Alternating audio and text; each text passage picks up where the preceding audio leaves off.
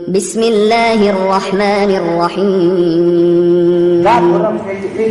وظہور الجہل، یہ باب ہے کہ قیامت کے قریب علم اور جہالت غالب آ جائے گی۔ حضرت ربیعۃ الرائے کہلاتی ہے۔ ادلہ تابعین میں مدینے کے 7 بڑے بڑے فقیہ تھے جو امام مالک وغیرہ کے استاد کہلاتے ہیں۔ ان میں ایک یہ ہے ربیعۃ الرائے۔ ان کا قصہ بھی عجیب ہے۔ یہ ماں کے پیٹ میں تھے اور والد چلے گئے جہاد میں، 28 سال بعد آئے، گھر میں جانے لگے تو یہ انہوں نے روکا، ارے میاں کہاں جاتے ہو؟ ارے میرے گھر میں تو کہاں سے آ گئے؟ ان میں آواز بلند ہو گئی تو اندر سے ربیعۃ الرائے کی ماں نے جھانکا تو انہوں نے کہا ربیہ ہٹ جاؤ، تمہارے ابا۔ یہ چپ چاپ مسجد میں آ گئے اور جیسے ہی مسجد میں پہنچے لوگوں کی بھیڑ نے ان کو گھیر لیا اور سب ان سے حدیثیں فقہ کے مسئلے سیکھنے لگے۔ انہوں نے ابو عبد الرحمن فروخ ان کے والد سے اپنا سامان گھر میں رکھا، کہا کہ 2 رکعت شکرانے کی نماز پڑھ کر کے مسجد سے آتا ہوں۔ گئے 2 رکعت پڑھ کر کے دعا وغیرہ کر کے جب پلٹے تو دیکھا بھیڑ لگی ہے اور ایسے کنارے کھڑے ہو کر دیکھ رہے ہیں، بیچ میں ایک نوجوان ہے، بڑے بڑے لوگ اس سے پوچھتے ہیں مسئلہ، تو ان کو بڑا تعجب ہوا۔ ایک جوان اتنا بڑا عالم، پوچھا یہ کون ہے؟ کہ ربیہ ہے۔ کون ربیہ؟ ارے ابو عبد الرحمن فروخ کا بیٹا۔ یہ اپنا نام سن کر کے کہ یہ میرے بیٹے ہیں بہت خوش ہوئے، بیوی کے پاس آئے، کہتے ہیں تم نے بیٹے کو بڑا شاندار بنا دیا ہے، طبیعت خوش ہوئی۔ تو انہوں نے کہا آپ مجھ سے پوچھ رہے تھے کہ 6000 اشرفیاں تم کو دیے کے گیا وہ کیا ہوئی؟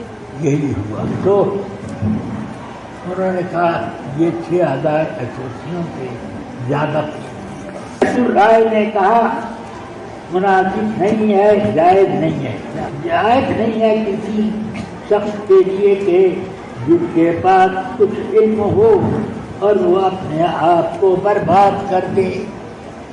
جیسے فرماتے ہیں علماء، حضرت امام ابو حنیفہ کے بہت شاگرد ہوئے اور بہت بڑے بڑے عالم ہوئے، ان میں لیث ابن سعد، تو یہ لیث بہت بڑے عالم امام اعظم کے شاگرد، لیکن انہوں نے کسی کو شاگرد نہ بنایا۔ اسی لیے امام مالک امام شافعی کہا کرتے کان اللیث افقہ من مالک۔ لیث ابن سعد امام مالک کے بڑے ولیکن اصحابہ وجعوہ، ان کے شاگردوں نے ان کو برباد کر دیا، یعنی ان کا علم پھیلایا شاگردوں نے۔ امام مالک کا علم پھیلا، امام اعظم کا علم پھیلا۔ چلو عمران ابن میسرہ کہتے ہیں کہ ہم کو حدیث سنائی، روایت کرتے ہیں جا سے وہ انس سے کہ رسول اکرم صلی اللہ علیہ وسلم نے فرمایا قیامت کی علامتوں میں سے ہے کہ علم اٹھا لیا جائے گا اور جہالت جمع دی جائے گی، بالکل غالب آ جائے گی، شراب کی جائے گی، زنا ظاہر ہو جائے گا، غالب آ جائے گا، بدکاریاں کریں گے لوگ، معاذ اللہ۔ یہ 4 علامتیں، ان میں سے 3 چیزیں پہلے کی تو عام ہو گئی مگر بدکاری ابھی پوشیدہ ہوتی ہے، اللہ تبارک و تعالیٰ اس کے شر سے بچائے۔ مصدق کہتے ہیں ہمیں یحییٰ ابن سعید قطان نے روایت کی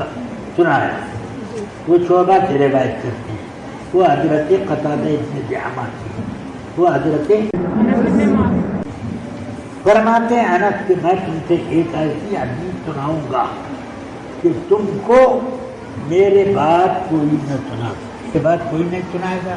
کیا مطلب؟ یعنی بصرے میں آپ رہتے تھے، بصرے میں رہنے والے صحابہ میں سب سے اخیر میں جن کی وفات ہوئی وہ کون سے صحابی ہیں؟ سن 92 یا 93 میں آپ کا وصال ہوا. ہاں چلیے، تو یہ کہتے ہیں میرے بعد کوئی وہ حدیث نہ سنا پائے گا.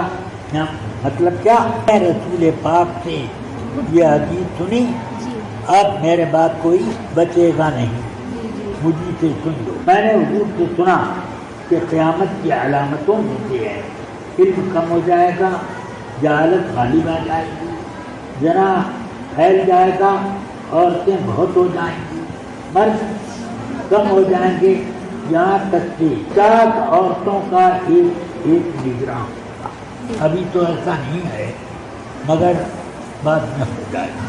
ہاں اللہ تعالیٰ اس وقت بچائے. اب وہ فضل علم، یہ بات پہلے کی جگہ یہاں پر فضیلت مراد ہے اور یہاں پر نہ مراد ہے. سعید بن عفیر کہتے ہیں مجھ کو حدیث سنائی، لیث نے وہ کہتے ہیں مجھ کو حدیث سنائی. لیث نے یہ وہی لیث بن سعد وہ حمزہ ابن عبداللہ ابن عمر کی، وہ اپنے باپ عبداللہ ابن عمر کی روایت فرماتے ہیں عبداللہ ابن عمر کہ میں نے سنا رسول پاک صلی اللہ علیہ وسلم فرما رہے تھے کہ اس درمیان کہ میں سویا ہوا تھا تو میں سے سویا ہوا تھا کہ لایا گیا میرے پاس دودھ سے بھرا پیالہ، میں نے پیا.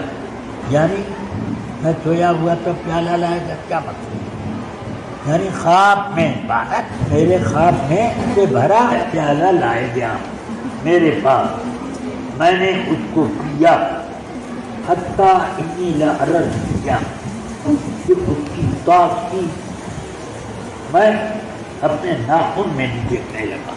یعنی وہ دودھ پیا تو ایسا پورے جسم میں خون دوڑ گیا، ناخن بھی اس سے بھی خون جھلکنے لگا، دودھ کا اثر جھلکنے لگا.